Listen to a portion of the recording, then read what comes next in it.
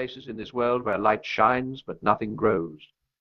You felt it before, that subtle emptiness disguised as comfort. The aroma is perfect, the hum of conversation familiar, the music carefully chosen to sound spontaneous. The cup is warm in your hands, yet something within feels cold. It's not the coffee that's bitter. It's the silence beneath the noise. You sit surrounded by people, and still you feel alone. Welcome to the modern sanctuary, the coffee shop, cathedral of busyness, temple of self-presentation. It was never meant to be this way.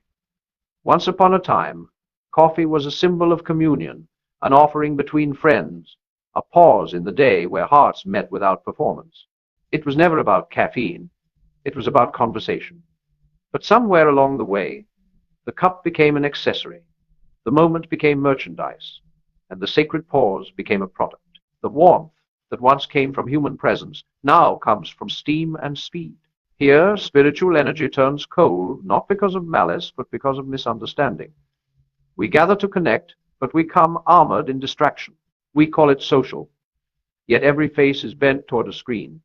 We say we're recharging, yet the only charge we trust is the one plugged into the wall.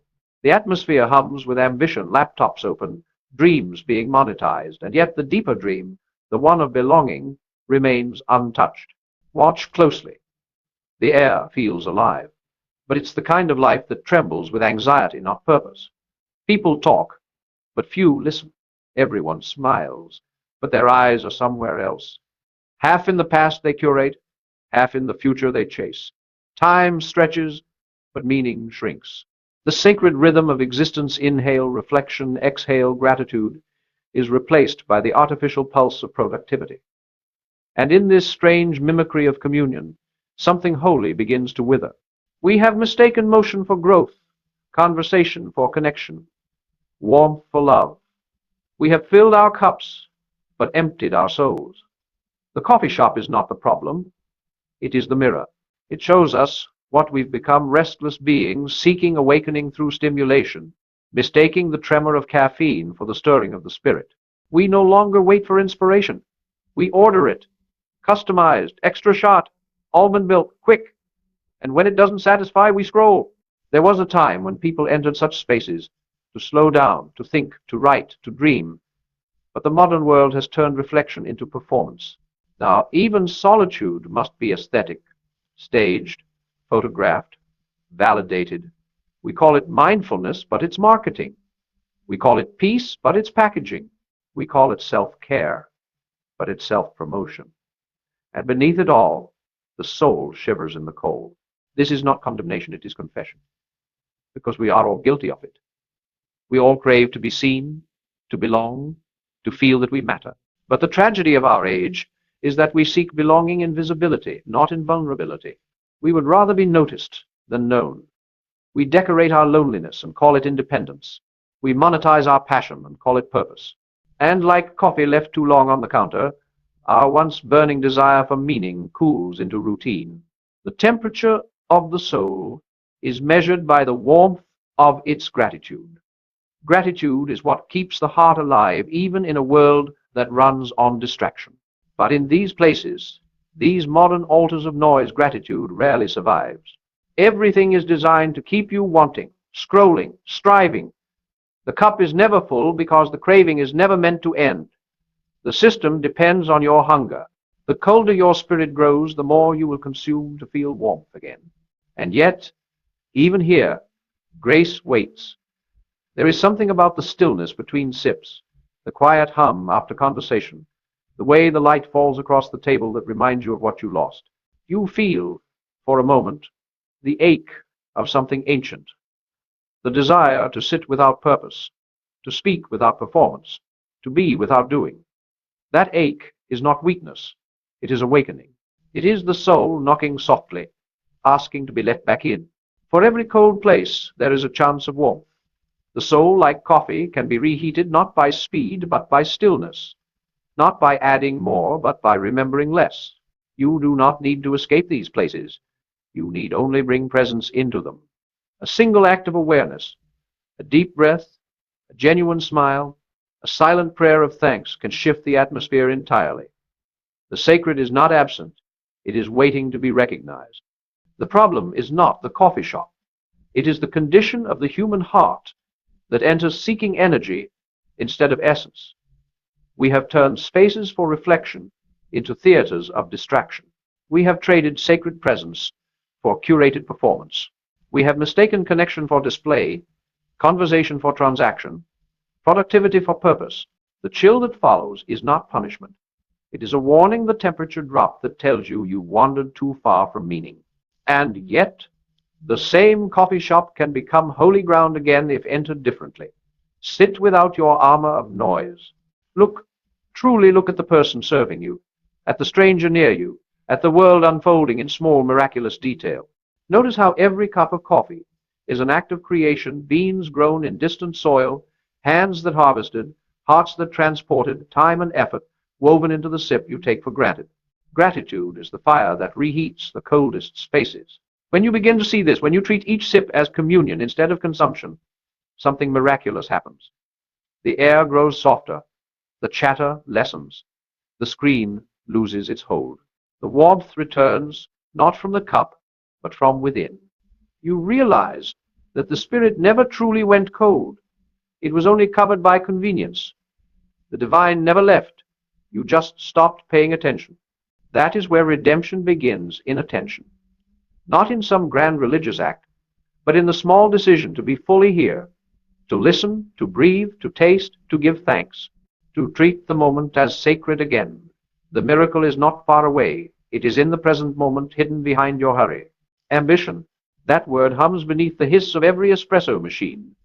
You can almost feel it in the air, the invisible tension, the subtle electricity of people trying to matter. The world told them to chase greatness, to stay busy, to rise early and grind harder. So they did. But no one told them what to do once they got there. Once the applause fades, once the likes turn silent, once the body begins to tremble from the caffeine that keeps the soul awake, but the spirit asleep. They mistake this trembling for passion, not realizing its hunger, a hunger for something the marketplace cannot brew. Ambition is not evil. It is sacred when pure. It was meant to be fire, not fever. It was meant to build, not burn. But ambition without alignment becomes anxiety. It pushes without purpose. It turns creativity into competition, service into self-display. You feel it in these places, the way people measure their worth, not by the depth of their ideas, but by the number of eyes that witness them. Even the act of dreaming becomes performance. In ancient times, fire was tended, not consumed. It was watched with reverence, never wasted. It gave warmth, but it could destroy. The same is true of desire. When guided by wisdom, it becomes devotion. When guided by ego, it becomes addiction. Every success story has two versions, the one the world celebrates and the one the soul confesses. The first glitters, the second groans. The first looks alive, the second feels empty, because somewhere in the chase, the person stopped asking why. Why do you want what you want? Few dare to ask. The question feels small, almost childish, but it is the most dangerous and divine question in existence. It pierces through layers of illusion. It exposes where you have mistaken motion for meaning, applause for affirmation, results for righteousness. Ask it honestly, and your ambition begins to transform. It no longer runs from insecurity. It runs towards service. It no longer burns to be seen. It burns to bless. That shift, subtle, invisible, changes everything. You begin to work differently. You move slower, but with purpose. You speak less, but with conviction. You no longer crave validation, because the act itself becomes sacred. You realize that wealth was never about accumulation. It was about alignment. True wealth is not what fills your hands, but what fills your hours with peace. The richest person is not the one with the most possessions, but the one who possesses himself. But look around how easily that truth is forgotten. The coffee shop hums with people pursuing freedom by imitating chains. They grind harder, post louder, consume faster. They believe that comfort means arrival, that speed means progress. They do not notice that their restlessness has become ritual. They chase peace like a prize, unaware that peace cannot be chased, it must be chosen. Consumption is not evil. It is neutral. But in our time, it has become the language of identity. You are what you order, what you wear, what you post. We have made ourselves into brands and called it authenticity. But imitation is not identity. When you borrow every thought, every style, every belief from the noise around you, you lose the sound of your own soul.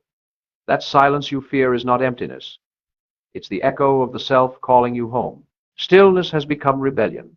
To sit quietly, to think deeply, to feel fully, these are now acts of courage. The world will call it laziness, irrelevance, even failure. But what the world calls failure, heaven calls freedom. Stillness is not the absence of movement. It is the mastery of it. It is the point where motion becomes meaning again. Sit long enough in stillness, and you begin to notice what most people miss. The music of the room changes. The frantic tapping of keyboards begins to sound like rainfall. The smell of roasted beans becomes incense. The chatter turns into chorus. Everything is alive again because you are finally paying attention. Presence resurrects the world. The warmth returns to the cup. The cold melts from the air. You realize that nothing external ever needed to change only your awareness. But awareness cannot coexist with arrogance. To awaken, you must first bow not before religion, but before reality. Humility is not thinking less of yourself. It is seeing yourself correctly. You are not the center of the universe, but you are part of its sacred rhythm. Your success matters, but so does your silence. Your ambition has value, but only when guided by conscience. The moment you remember this, life begins to harmonize again. Humility restores temperature to the spirit. Pride freezes it. When you walk into any space, a coffee shop, an office, a home, you bring a climate with you. If your heart is cold with ego, even the warmest room grows colder. If your heart burns with gratitude, even a bleak place becomes holy ground. The atmosphere is an echo of inner weather, and gratitude, like heat, radiates. It needs no announcement. The truly thankful do not shout, they shine. They move through the world like quiet lanterns, reminding others that peace is possible. Their wealth is invisible but undeniable. They possess the rarest currency, contentment. They have learned to drink slowly from the cup of life and taste every sip. This is what the world has forgotten in its rush for relevance. That to be truly alive is to be truly aware. You can have every comfort and still be cold if your consciousness has gone numb. You can have nothing and still feel rich if you are awake to wonder. Wealth without wonder is poverty in disguise. Success without sincerity is failure dressed in gold. So when you sit in the next coffee shop, look beyond the decor, beyond the fashion of the hour.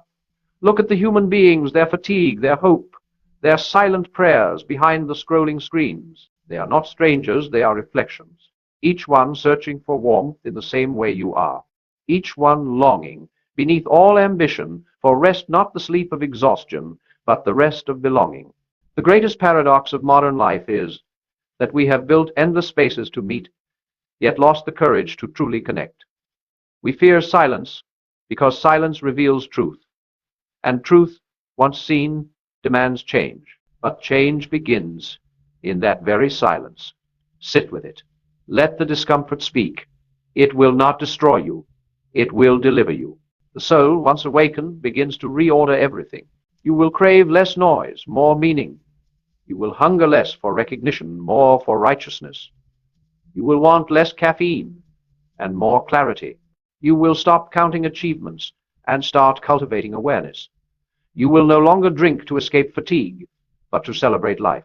And when that shift happens, the same places that once felt cold become sacred again. The same tables, the same sounds, the same faces, all begin to glow with quiet holiness, because nothing external has changed. Only your eyes have opened. You realize that the divine never left. It was simply waiting for your attention. Moral strength does not come from the easy warmth of comfort, but from the heat of conscience. It is forged not in the glow of praise, but in the furnace of self-examination. The modern world celebrates outer strength, the power to build, to buy, to command. But the older, wiser world knew a deeper kind, the strength to resist, to restrain, to remain pure in a culture of performance. That kind of strength cannot be brewed or branded. It must be born. The moral life is a constant act of remembering that you are more than appetite, more than ego, more than flesh moving through routine. Every temptation of the age whispers the same promise, that your worth is external, that you must decorate your soul to make it visible, that you must prove your light by how brightly you burn. But light needs no permission to exist. It simply shines. The moment you stop seeking proof, you begin to live from power rather than panic. We live in a world that mistakes confidence for character. It tells you to believe in yourself, but rarely asks what you believe about yourself. Belief without direction becomes arrogance. Discipline without devotion becomes drudgery. Morality without mercy becomes judgment. True moral strength harmonizes these opposites. It acts with conviction, yet kneels with humility. It builds with ambition, but bows to grace. It is easy to shine when others watch. It is hard to shine when no one applauds. But the latter is where real strength is revealed in the quiet moments, the unseen choices, the silent victories over temptation. The modern world may not reward integrity, but eternity does. Every honest act becomes a thread in the invisible tapestry of goodness that holds the world together. You may never see the whole pattern, but you will feel its peace. Look again at the coffee shops where spiritual energy turns cold. You'll see the subtle erosion of moral warmth, not because of evil intent, but because of neglected intention. People cheat time to get ahead, blur honesty for convenience, sacrifice sincerity for speed. They are not villains. They are exhausted. They are trying to survive in a culture that tells them virtue is a luxury. But it is not. It is the foundation. Without it, all success crumbles under the weight of its own emptiness. Moral strength begins with one choice: to live by principle even when profit tempts louder, to treat every stranger with respect, not because it is fashionable, but because it is right, to tell the truth even when the truth trembles, to pause before reacting, to forgive before resenting. These small acts restore warmth to the soul. They are the quiet fires that keep humanity from freezing in its own ambition. Spiritual wealth grows from the same soil. It is not the wealth of possession, but of perception.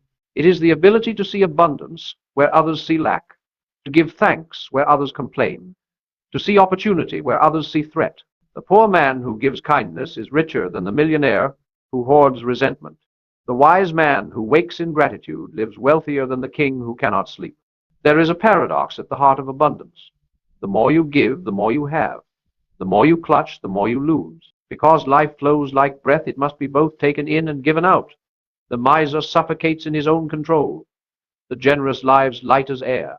Every act of gratitude expands your capacity for joy, while every act of greed contracts it.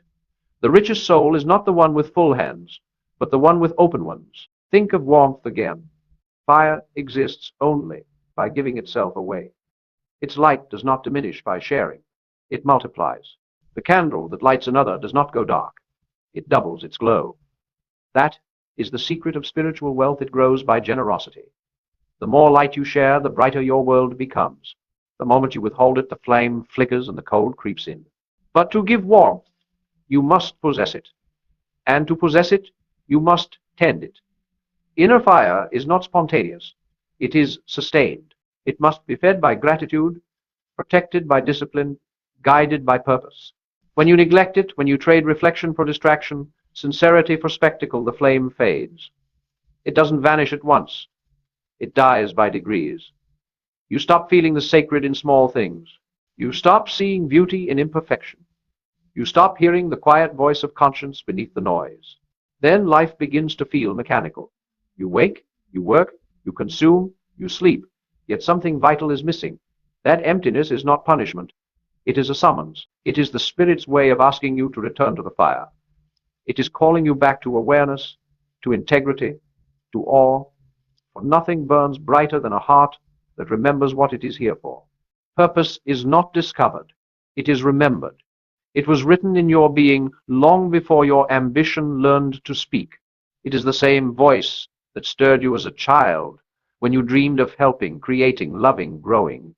The world's noise has tried to drown it out, but it waits patiently beneath every success and every failure, whispering the same truth.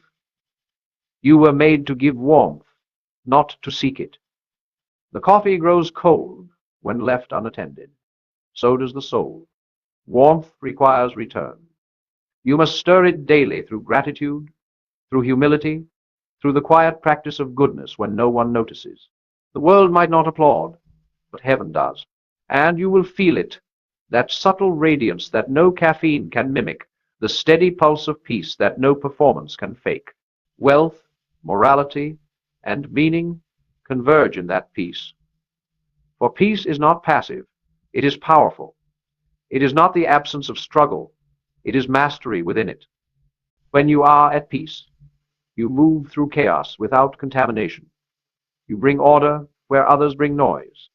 You create harmony simply by existing. That is the ultimate mark of a transformed soul, not perfection, but presence. Presence is what makes any place sacred. A church without presence is a building. A home without presence is a house.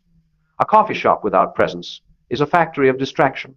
But when presence returns, when gratitude breathes through the air, when humility replaces irony, when awareness awakens the ordinary, even the smallest space becomes holy ground. You do not need to escape the world to find God. You need only see the divine in the world you've been given. God hides in the steam rising from the cup, in the eyes of the stranger across the table, in the quiet hum of life continuing despite all despair. Every ordinary moment is a burning bush, if you have the courage to look without cynicism. So let your wealth be warmth. Let your ambition be generosity. Let your moral strength be gentleness. Let your success be serenity. The world may not understand it, but it will feel it. And in a time where so many hearts grow cold, that warmth will be your witness. There will come a morning when you lift your cup, and before you taste it, you will pause. You will no longer drink out of habit, but out of awareness. The warmth will touch your lips and remind you of something ancient, that even fire can be gentle, that even bitterness can nourish, that even a small act done consciously can redeem 1,000 careless ones. You will understand that you are not here to conquer the world, but to awaken it, one breath, one kindness, one conscious moment at a time. Because the truth is this: the world does not grow cold all at once. It cools degree by degree, every time gratitude is postponed, every time compassion is inconvenienced, every time truth is softened to fit comfort. The temperature of a civilization is measured not by its wealth, but by its warmth, by the glow in its people's eyes when they speak of what matters. When that glow fades, when faith turns fashionable and sincerity turns scarce, the chill begins. And yet, the light that can warm it back to life has always been within us. You do not need to be perfect to reignite it. You need only be present. The smallest act of presence is a rebellion against emptiness. When you listen without waiting to speak, when you forgive without waiting to be asked, when you love without asking why the cold recedes, the frost of indifference melts beneath the heat of simple goodness. These are not small acts. They are the repair of the world. Redemption is not a ceremony. It is a return, a turning of attention back to the truth that was never gone. It is not earned through drama, but through honesty. It does not require you to flee the world, but to see it rightly again. You were never separated from the divine. You were distracted from it. You mistook the whisper for silence. You mistook the ordinary for irrelevant. But the divine hides precisely there in the ordinary. There is holiness in your morning routine. There is grace in the steam that rises from your cup. There is worship in the way you greet the day without resentment. The sacred is not found in escape, but in engagement, in being fully alive, fully awake, fully grateful. The truest form of prayer is attention. The holiest form of wealth is contentment. The highest form of success is peace. You begin to see that spiritual warmth has nothing to do with temperature and everything to do with tenderness. It is not loud, not dramatic, not performative. It is steady, subtle, sure. It moves through every act touched by love. It turns strangers into family, labor into service, and daily bread into communion. It is what makes the invisible visible again, the heartbeat of meaning in a mechanical age. When you walk through the city now, you see differently. The lights no longer blind you, they remind you. The noise no longer agitates, it testifies. Even the advertisements seem to whisper a truth they do not know they're carrying. You are more than what you buy. The same world that once felt like a distraction becomes your classroom. Every person you meet becomes a messenger. Every challenge becomes an invitation to practice presence. And as you move through it all, something within you settles. The old restlessness, the hunger for validation, the thirst for control, the anxiety of comparison begins to loosen its grip. You realize that you do not need to rush, because nothing real can pass you by. You do not need to prove, because what you are cannot be improved by applause. You do not need to fear loss, because the soul that knows itself cannot be impoverished. This is the beginning of inner rebirth, when you no longer seek the divine in extraordinary places, but in every place. When holiness stops being an event and becomes a habit, when joy stops being pursued and starts being recognized. The miracle was never that heaven touched earth. It was that earth was always heaven seen through grateful eyes. The great illusion of the modern world is that meaning is rare, but meaning is everywhere. It hides behind fatigue, behind failure, behind the fragile moments we rush past. It waits in line with us, walks beside us, breathes through us.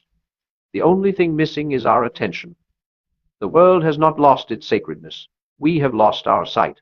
When you see again, you realize the truth, that wealth, morality, and purpose are not separate pursuits. They are facets of one jewel, the life rightly lived. To live rightly is not to live perfectly, but to live awake, to know what you are doing and why. To treat your existence as gift, not accident. To let gratitude guide ambition, humility govern success, compassion, temper, strength. To live in such a way that wherever you go, something cold becomes warm again. That is the final calling of a soul transformed to be a living hearth for others. You need not preach. Your presence preaches. You need not persuade. Your peace persuades. When others sit with you, they will feel at ease, though they will not know why. When they speak, they will hear themselves more clearly, because your silence will hold them.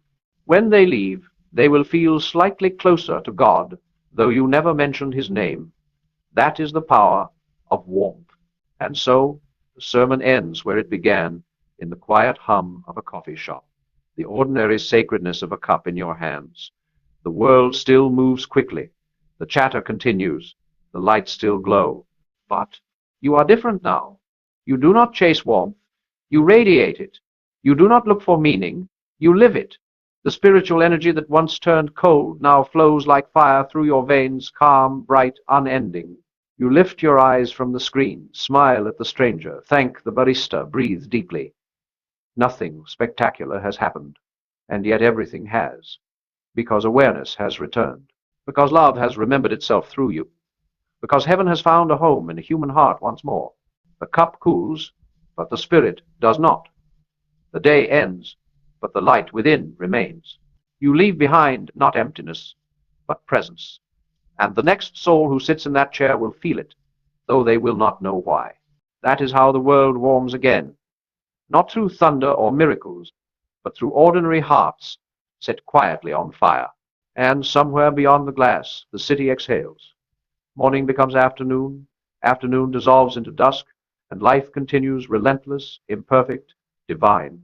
But this time you are not swept away by it. You walk with it. You breathe with it. You recognize that existence was never meant to be controlled, only embraced. That all of creation, from the rising steam of your cup to the rhythm of traffic outside, is part of one great liturgy, the ongoing prayer of being. The divine was never locked in temples or trapped in scripture. It was always here, hiding in plain sight. It lives in the patience of a stranger, in the laughter that breaks tension, in the quiet resilience of those who keep showing up when life gives them no reason to. God does not shout in storms. He whispers through ordinariness. And when you finally slow down enough to hear it, you realize he has been speaking all along, through every cup, every conversation, every silence you once rushed through. This is the true mystery of rebirth, not a change of scenery, but a change of sight. The same streets now feel like sacred corridors, the same people like fellow pilgrims, the same tasks like prayers in motion. The sacred is not elsewhere.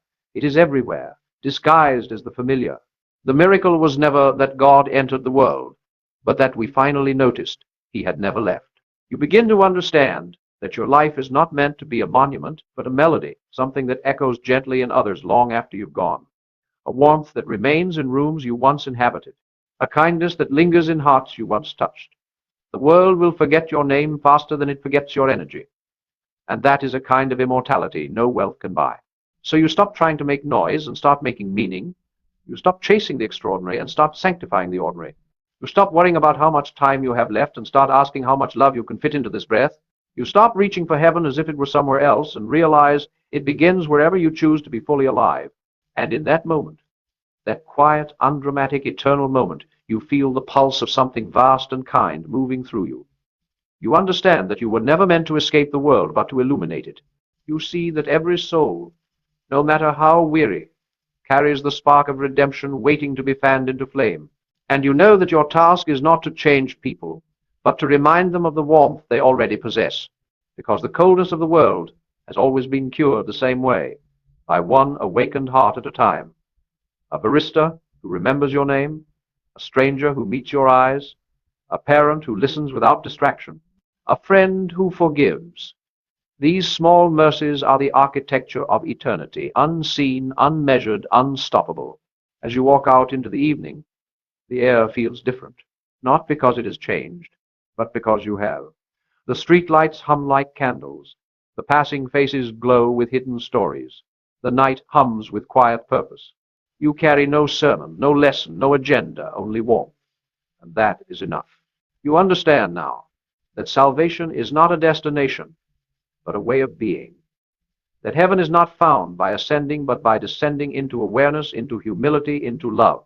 You realize that the world is not waiting for another miracle. It is waiting for you to remember that you are one. So you walk on, gentle but unshakable, like a flame that refuses to die. You are the prayer now whispered in motion, unseen yet felt. And as the door closes behind you and the light fades, the warmth remains. It lingers in the air, in the seat you left, in the quiet corner of a coffee shop where a stranger will sit tomorrow, searching for something they cannot name, and they will feel it. They will feel that somewhere, somehow, the world has become a little less cold, and they will not know it was because someone once sat there, fully awake,